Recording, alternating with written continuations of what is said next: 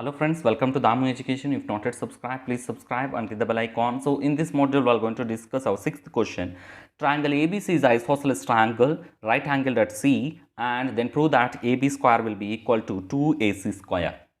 So you can write, so what are the given conditions? Let's write it given that, given ABC, triangle ABC is isosceles triangle.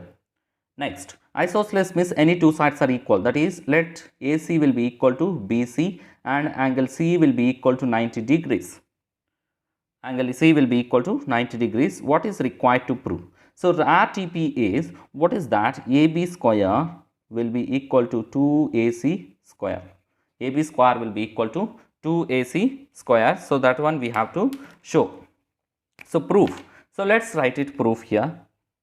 Proof. There is, what you have to know, that is AC will be equal to BC and angle C will be equal to 90 degrees, and by Bodhayan theorem or Pythagoras theorem. So Pythagoras theorem, what you can write, Pythagoras theorem. So hypotenuse square, that is AB square will be equal to AC squares plus BC square. So AC square, let's write it as it is. So in the place of AC, you can write it as BC and AC, that is AB square. So AB square will be equal to 2AC square, or AB square will be equal to 2BC square. Hence proved. It is very simple concepts, and if you like the video, please like it. Try to share with your friends and family members. Don't forget to subscribe. Thanks for watching.